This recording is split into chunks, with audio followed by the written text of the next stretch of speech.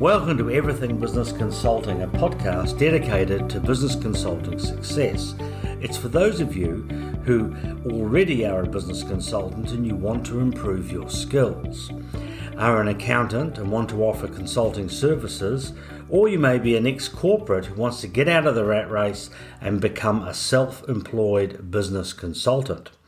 Or you may have owned a business before and you now want to use the skills that you've learned to help others in business. I'm David Thexton. And I'm Julius Bloom.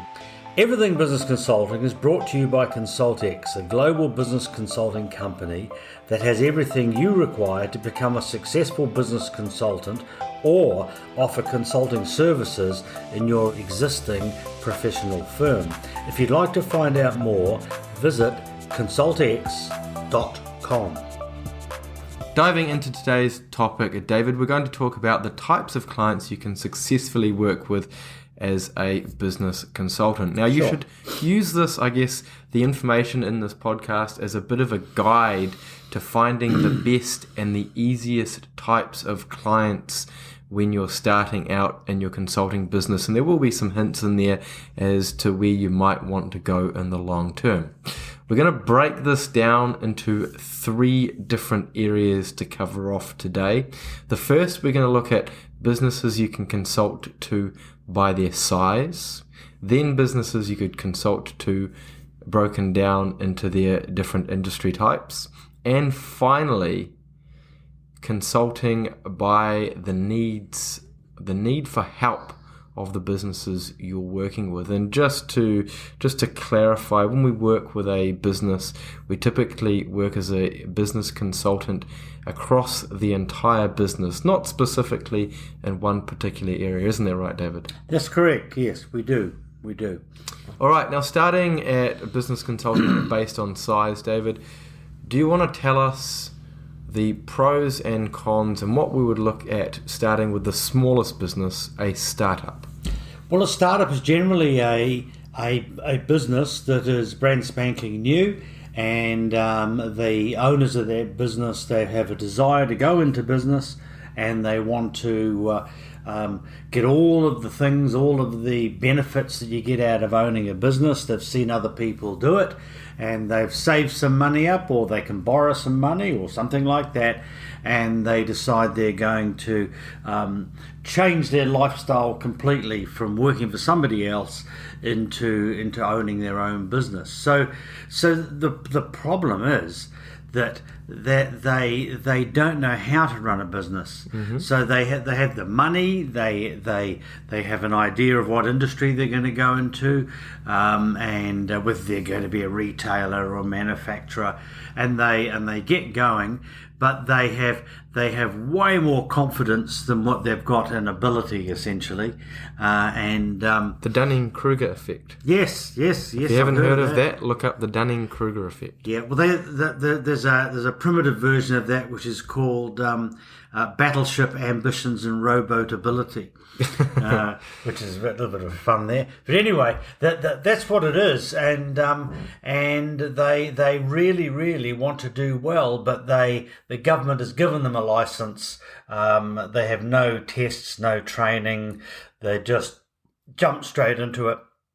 Generally good at what they do. If they're involved in manufacturing furniture, for example, they're good at doing that. Or if they're involved in running a garden centre, they're good at doing that. They know all about plants and things, but they don't know about running a business. So they're good at the technician role or the technical aspect of what they do, but not so much generally in running a business itself. Yes, yeah. I believe in a few books they've been called technicians, and I was trying to think of the guy's name, but they call them technicians because they're good at what they do, but they don't know how to run a business. So that's where startups are. Quite often, startups. If a startup was doing the best thing that they could possibly do, they would take on a business consultant because of the fact that they don't know how to run a business. But you're fighting with a startup. You're fighting against that bravado and that ability, battleship ambition, and they are so positive and they're so passionate. They think they can jump tall buildings, but they actually can't. So they're at a point where they've just started. They don't know yet what they don't know. Yes, exactly. Yes, and yet this is the time that somebody should be in helping them. They might have a few $100,000 and they need somebody to come in and sort it and help them sort their business out and everything before they lose it. Like I'd rather help a business that's still got their equity intact than that it's all gone. It'd be easier. So would you suggest as a business consultant you go out and hunt these startup types of businesses? Well, you don't need to hunt them. You'll just find them. That you'll just come across them, and then it's up to you to make the decision. They tend to be a little bit more difficult to sign up as clients, as I said, because they think they know everything. And as compared to a business who's been going for a few years and they had a few ups and downs and they're having challenges, they're easier to sign up as a client because they are having problems. And is it feasible to sign up a small new business who isn't perhaps turning over a lot of money? Could they afford your fees? Well, that's another issue. You don't want to go too small because although they may need you, what you cost may be way more than what they can afford. And they may need to grow a bit bigger. It's a bit of a catch-22, isn't it, really? It is. Yeah, you need to wait a few years for them to be big enough to be able to afford your fees, but yet they need you there right there and then. So it's a bit of a catch-22. So how would you approach it then if you stumbled upon a small startup type business who perhaps weren't ready, they didn't see the necessity for bringing on someone like you, or they couldn't afford it? How would you attack that, and how would you sort of keep in touch with them so that when they are ready or they can see the value in it, you can start to consult to them? Just by doing that, exactly what you said, by taking accurate notes and marking in my diary in 6 months' time to give them a call and just see how things are progressing and have a general discussion with them, like it's only going to be 5 or 10 minutes. So just keep that relationship going and don't discount it by any means, but don't try and get them on straight away. Yeah, well, in our consulting program, we say that you should always keep around about 10% of your time put aside for just keeping the pot, the prospect pot simmering along, because you never know when you might need another client. Of course. Now, the next level of business up from a startup is a small business, and we've started to talk about that. Yeah. Can you just go into the details of the difference between a startup and a small business? A small business is a startup that's been going for a few years, and they have survived, and they have around about $1 million in revenue, something like that, and it's basically run by the owner themselves and maybe a couple of staff or something like that. Yeah, it's been going for a while. It's been going for long enough for the cracks to show. Mm-hmm. And when you have your first meeting with them, we call it discovery meeting, you'll find out what's actually going on and where the challenges and where the problems are. Okay, now do these make better prospects to become clients? Yes, because they have challenges. And no business owner is going to take you on unless they believe that you're able to help them. Okay, and can they afford the fees better, whereas a startup couldn't? Yes, definitely. Yes. Okay. Yeah. And the beauty of our system, our consulting system, is that we work on a percentage of monthly revenue. So as the business gets bigger and bigger, our fees come up. So we might start with small fees right at the very start, and you got a very good example of that with a client that you're working with, and then as it gets bigger and bigger, you start to get your income, your fee starts to get larger to repay you for the work that you've done.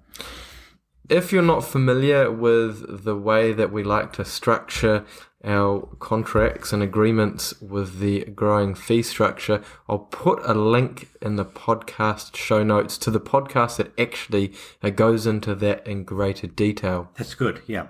Now, I will also mention that you want to be a little bit careful with the smaller end of small businesses, especially when you're starting out.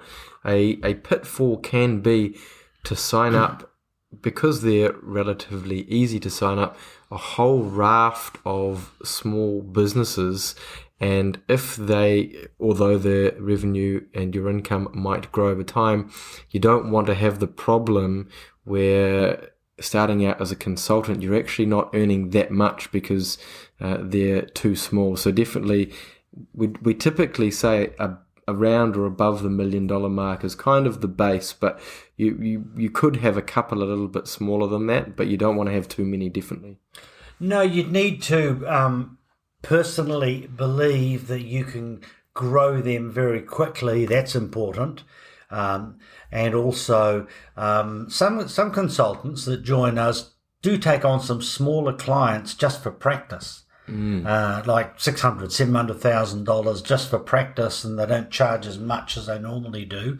But mostly they take on smaller clients if they've got a belief in what they're doing has got some pretty big potential growth in it. I had a conversation with one of our consultants who actually he had quite a large portfolio of clients. I think he was approaching 18 or 20, and he took on just two. They were either startups or very small businesses that he both had an interest in, and he thought that they had a lot of growth potential. He took them on for a pretty minimal fee, but just to help them grow and give back a little bit, and the rest of his clients were giving him the bulk of his income. Now, David, I mentioned before that small businesses are pretty easy to sign. Why is it that small businesses are easy to get in there and sign up the business owner? Well, because you're actually talking to the owner of the business. And There's no gatekeepers, so to speak, or not typically really, limited amount of gatekeepers. No. And a gatekeeper shouldn't be a problem anyway. A gatekeeper shouldn't prevent a business owner from getting good advice from a consultant. That's the opposite of what they're meant to do anyway. So why are they easy to sign as a client? That's because they are the owner and they are personally joined at the hip to the business, and both joined together, and they can't separate the business from their personal life. So when you go and talk to them and you find that the business is causing personal issues or issues in their personal life with their partner, their family probably, then it's fairly easy to offer your services and get in there and get them to agree to becoming a client of yours to work towards a common objective, which they'll tell you all about. I've found as well that in that small size of business, typically the business owner's really stuck in the role of doing and acting as a technician, and they know that's not the right way, but because they're in that role, they've experienced all of the highs and lows, and they lack the, all sorts of things, the time to deal with their staffing issues and other more working on the business type tasks, and they feel like they're being torn between their technical role and these other responsibilities. So their pain threshold, I guess, is ready for them to be consulted to and get someone in with a bit more business nous. Yep. The next level of a business, David, would be a more small to medium or medium-sized business. Now, how does that differ from a small business? An SME. Well, it's been going for a few years. It stands for small to medium enterprise. It's been going for a few years. It hasn't gone broke. It's survived ups and downs and things like that. And it's like you could, if you compared it to a person, it's kind of like I suppose about a 12-year-old. In one way, as compared to a small business, which is only a baby or a toddler. How big, just in size, approximately, would you call that? 1 to 5 million, 1 to 4 million. Okay. Yeah. Yeah, it's starting to turn over a bit of money, but also too, the bigger it gets, the worse it gets, because you can't use the same methods that you used when it was a little tiny company, when it was a startup, to run an SME. You've got to have a lot of new systems and processes that are in there, that are measuring things, that are making sure that things are on track, because it becomes a $1 to $5 million business. A $5 million business is actually, it sounds little, I know, but it's actually quite complex. There's a lot of moving parts in it. There's a lot of people. There's a lot of stuff going on, and there's a lot of opportunity for things to go wrong. And that's when the owners of these businesses need our help. It doesn't take many things to go wrong and compound on one another to put a lot of stress on the business and the business owner. No. And a lot of business owners don't realise that a business is actually a living entity. Well, it's a combination of a living entity and a machine.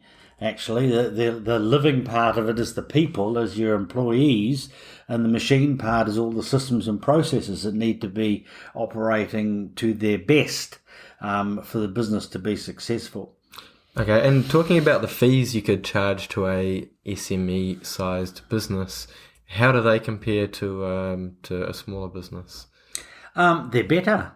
They're better. And what tends to happen, and I found this when I was consulting back in the early days, was that you tend to start off with a few smaller customers or clients, and then as they got bigger, you kept them. But every year, a little bit of churning goes on. Like you might lose one client for any particular reason, it could be, and you might let one client go. And this gives you a bit of freedom in your time to be able to get another client that's perhaps a bigger client with bigger fees, and things like that. Because the name of the game is what you're trying to do is you're trying to get for your 40, 50 hours a week, you're trying to get the maximum income that you possibly can for that amount of time that you've put in. So that's why the churning's good. Losing an occasional client, hopefully not a good one, is okay, and letting one go is okay too. Okay, and what about the ease of getting into a SME-sized business? SME or larger even, maybe? No, SMEs, you can still get to the owner of the business. Yep. And they're not a public company, and they don't have boards of directors as a general rule, and they don't have chairman and things like that. It's quite easy to get into them. You can get to the owner and you can talk to him or her.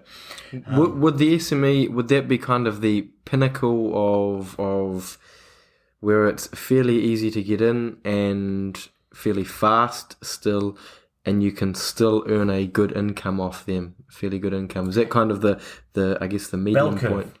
Yeah. Yeah, if you saw a bell curve of this, like the SME would be right at the top. It'd be 3 to 5 million, maybe 10 if you're in America or something like that. But say 3 to 5 million, and that would be where the majority is, because of the ease of getting to the owner, the ease of the owner making a decision, the size of their income, being able to pay your fees, and all of those things surrounding it. That's where in fact, I think our average client averages somewhere around about 3.1 million. We've got a handful down at 500,000. We've got a whole lot that are up at 80, 90 million. So, but it averages at about 3. So that tells us that most of our clients are under 5 million. But that's a good. It's not. You don't have to have $100 million client. 5 million is very, very good, because if you earned 30 to 50,000 out of that 5 million, it doesn't even make a dent on the 5 million, and yet that's good income for you when you add them all up. Particularly when you're starting out as a business consultant and you just want to get into a business as fast as possible and earn a pretty significant sum of money. That's a nice size to target, because you can get in there and sign them up, whereas with the larger companies, which we're about to talk about, it definitely takes a lot longer. And if your focus is to replace your previous income, that's something of great importance. So talking about the larger businesses, David, do you want to run us through large business and then through to corporate-sized entities? Okay, well, larger business will say 5 to 10 million upwards. More difficult to sign up. You can still get to the owner of the business, and it takes maybe a little bit more time. If they're larger, then they've probably been in business longer, which means that they've survived a number of ups and downs, and they're successful because they're still in existence. They've still got challenges and problems, but they're a little bit more difficult to get into. You have to work a bit harder. You might have to have, instead of 3 meetings with them, maybe 4 or 5. You might have to bend and twist a bit in your proposal of what you're offering to do for them. But they're worth getting, obviously, and they take a bit longer. Obviously, some of the smaller ones, the SMEs, under your consulting management, will end up becoming large businesses anyway. So you'll grow them yourself. And that's where you get the kudos or the praise from the owner of those businesses, or the large business. And of course, going on to corporate, which you had just mentioned before, corporate is where they do have a board of directors. They probably do have a chairman, quite often an external chairman, and some external directors, and they're getting in the sort of 30 million up. Could be any size. And that's probably the most difficult to get into because you can't get to the owner. Between you and the owner is a external chairman and a board of directors, and they would probably consider that they've got enough brains on the job there, and they would probably not entertain an approach. Although I got through to a couple. We've had a few people within the network do so as well, haven't we? Yes, we have. But we've also had people too who have said, David, I'm going to spend all my time working on corporate, and they've spent a year and ended up with 1 or 2. Okay. And I'm saying, no, that's not top of the bell curve. No. Like it's the bottom of the bell curve on the other side, And so between large business and SME is where I think you should aim your prospecting activities. So for the amount of time invested into a corporate versus what you're going to get back, you're going to get good returns, but you have to put in a lot of effort and be prepared to take some losses to be able to get to a corporate. Well, you might never get there, is what I'm saying. You might never get there. These people I'm talking about, I did counsel them, and I did say, you have to, I think you need to go down a peg into that sort of $5 million area, because you're going to find that you'll be fighting all of these egos, and I'm not being rude when I say egos. What I'm saying is there are directors and there's an external chairman and everything. They have been brought in to offer assistance to the owners of the business or the shareholders of the business, and that's what they are perceived to be there for. Whether good or bad is another question, but yeah. So I would, if I went out Monday morning, I'd be going straight for those $5 million ish businesses because I can get a quick decision. Okay, very good. Now the next segment, or the next type of way that we're going to break down businesses we could consult to is by industry, David. Now we want to look at retail, wholesale, and manufacturing. Can you take us through the pros and cons of consulting to these types overall, and then we'll start with retail? Firstly, those are the 3 types that we've got there. You could be an expert in retail, you could be an expert in wholesale, you could be an expert in manufacturing. And some people have decided, some of our consultants have decided that they're really, really good at manufacturing. They came from manufacturing. There might be time and motion study. They might be really good at quality. They might be really good at environmental, all these sorts of things. And they've decided that they're going to become a business consultant that specializes in that. In that particular area, yep. And that's fine. That is absolutely fine. and taking the Consultex system and marrying it to their experience in manufacturing. They will go out and talk to manufacturing companies. They might be more comfortable. They might just it might just give them that extra pep in their step, to basically go out and do that. The same with wholesaling. They might wholesaling, just for those of you that want an exact definition of it, your manufacturer manufactures something, generally sells it to a wholesale who buys pallet loads or truckloads of something. The wholesaler breaks it up into units and sells it to retail. Like the corner store doesn't want to buy a pallet load of heaters. He wants to buy 2 or something like that. So somebody might be really good at wholesaling and come from the wholesaling industry and specialize in that. They might be really good at retail, take our program, put it together with their experience, and go out and specialize in retailers. But you can drill down even finer than that. I know consultants who are experts in restaurants. I met a consultant a couple of years ago who was an expert in dancing schools. Like you can go as focused down as much as you want to.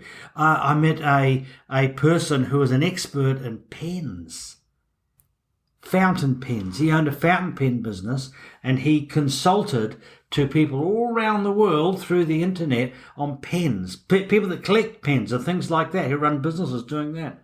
And watches. I've heard of a watch guy, I haven't met one. But so as a consultant, you can consult in any type of business that you want to, if you want to feel comfortable. But what does happen though, those people that have done that quite often have found out that they've started off being an expert in manufacturing, and 2 years later you talk to them and find out who their clients are, and they find that they've been referred from the manufacturers off to a wholesaler or to a retailer or to something else, a different type of manufacturing. So they end up becoming broad spectrum consultants anyway. And is there a better industry? Nope, none. None at all. So there's no area you'd recommend starting in terms of industry that they come from. Start where your expertise is, maybe, but you'll find your referrals will send you outside of that. Okay, now we're going to look at the last and perhaps, David, the most important way to look for a business to consult to, and that is their need for help. Do you want to run us through what we need to look for in a business's need for help? Well, over all the years, we've discovered that it kind of breaks down, not like the business owners. If you got them all together and you were able to measure them all, you'd find that out of all the business owners, 5% of them get a generous salary. Generous means that they're being paid more than what they would be paid if they were working for somebody else doing the same job. That's what we call a generous salary. However, it's a very profitable business, and they are able at the end of the year to pay themselves a large dividend because it's left over, and that money is not needed in the business. So that's 5%. So that's the top, very top segment of the triangle. Businesses. It is. Yeah. Then there's 20% of owners, the next level down, who get the same generous salary, but they clean the company out and there are no dividends. There's not enough there. The company's profitable and they're doing very, very well, but there are no dividends. They're working in the business as opposed to on it. And it's really a low value business. If you look at go back to the 5%, the first business we talked about, that's very valuable because somebody can buy that business and do not need to work in it. They can put a manager in there and they can be the chairman of the board or something like that, or the CEO and work 2 days a week or something like that. So going back to the second level, the 20%, they get that salary, but there are no dividends. They're working in the business, and that tends to lower the value of the business down compared to the first one. The next level down, which approximately makes up about 40% of owners, they get a low paid salary, and by low paid I mean they're getting paid lower than what they would get if they're doing the same job working for somebody else. 40% of business owners fall into that. Yes, they do. Yeah, that's right in the heart of our potential clients. Okay. And this is mostly in that range of businesses that we talked about before to target the SME sort of sector? Yes, yeah, it's in there. Yep, definitely. And of course, because their salary's so low, there isn't going to be any dividend. They've got a high mortgage as the business continually needs cash. So they're feeding cash into the business. Yes, they are. Yeah, it's a cycle that is all the wrong way, unfortunately. And the business really has got no value, although somebody may buy the business just to get the customer list or the assets or something like that. Then you get down to the bottom of the triangle, right at the very base, and that's approximately 35%. They get no salary or dividend because the business doesn't make any money, and they tend to live off the equity growth in their home. And what I mean by that is houses are going up quite rapidly in value at the moment, so they get it every couple of years. They get the house revalued, and they go and borrow some more money, and they live off that. The business has no value, it's losing money, and failure is imminent. It could fail, and it probably will, but sometimes they just limp on and limp on. I've worked with a few companies like that, and we've actually saved them. I've also worked with some where we just couldn't save them, and I've helped them to go not bankrupt. Actually, I've saved them both from bankruptcy, but I helped them to close the business down without going bankrupt, which was a bit of an accomplishment in itself. Well, so that means that something like 75% of businesses are really in quite a poor shape and in a massive need for help. Yes, of course. Yeah. Okay, so of those businesses, David, that we just talked about, the 5% that are doing really, really well, the 20% that are doing fairly well, and then the 40% that are doing not good, and the 35% that are doing really quite poorly, where would you start to look for clients? Well, you don't know until you start talking to them straight away. Where would I start looking? I would look everywhere. I even now, I don't have clients now, but I drive down the road and I see trucks and cars and vans and billboards, and I hear ads on the radio, and I get stuff in my mailbox, and that's where you find it. You find the clients in business associations and chambers of commerce and places like that. They're everywhere. They're everywhere. In those different segments we discussed, is there any of them that you'd particularly target to begin with? No, because you don't know where they are. You might have an idea on the 5% when you have your first discussion, and they flash their Rolex watch at you, and they've got a brand new $500,000 Mercedes sitting out in the driveway. You get a bit of an idea, but although that's not the total idea either, it could be all under at least or hire purchase or something. You can lease watches now, by the way. Can you? Yes, when I was consulting in Australia, I had a client who owned a bodybuilding company, and he had a Rolex watch that was just covered in diamonds and gold and everything you could think of. And I said, "What's that watch worth?" And he said, "It's about $600,000. What? I know. That's what I said. What? And he said, "Don't you know you can lease them?" I said, "You're having me on." Because he had a Ferrari. I told you about the Ferrari. Yeah. He had a Ferrari as well. I think the Ferrari cost him $12,000 a month, and the watch was something like about, it must have been about, I'm sure he said about $5,000 to $6,000 a month. So yeah. Like a watch is a watch. Yeah. I imagine a motor car would depreciate at a far greater rate than a watch. Oh, watches go up. Yeah. Yeah, they're about the same as houses, actually, thinking about it. Yeah, that's not bad. True. So, yeah, you find them everywhere, and the name of the game is you're not going to find them if you don't talk to them. And if you don't have activity, you're not out there and you're not looking and your ears and eyes aren't open and those sorts of things, yeah. All right, well then when you're looking for them and you start to consult to them, do you break them down into any particular way? You can break them down to rescue, improve and grow, which is how you find them. The grow businesses are typically those 5%ers where they're not, certainly not in rescue, and they are in a little bit of improve.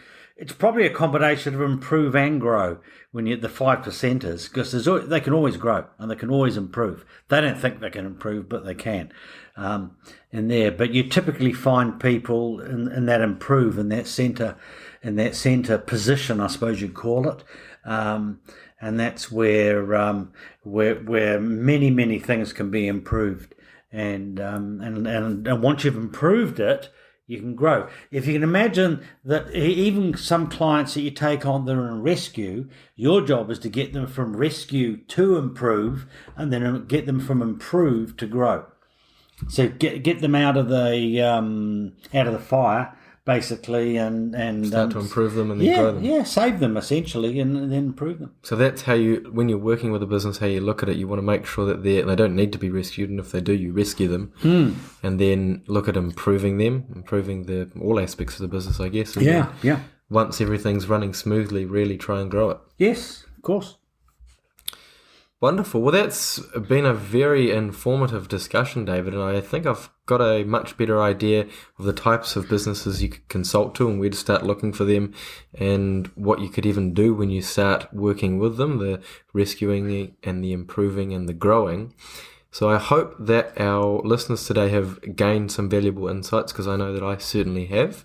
We would also like to make it known that you can really help business owners by becoming a business consultant with Consultex. And we go into much greater depth about the kinds of discussions that we've had today. We've got a really in-depth training package and all of the tools that you could ever want. We've got a bit of a special now, a launch package that we're offering. So jump over to our website, consultex.com, to find out more about that, and we'll send you through some information. Thank you very much, David. We will catch you at the next podcast. Thank you, and thank you everyone for watching and listening. Everything Business Consulting is brought to you by Consultex. It's a global business consulting company that has everything that you require to become a successful business consultant, or to offer consulting services in your existing professional firm. If you'd like to find out more, come visit us at consultex.com.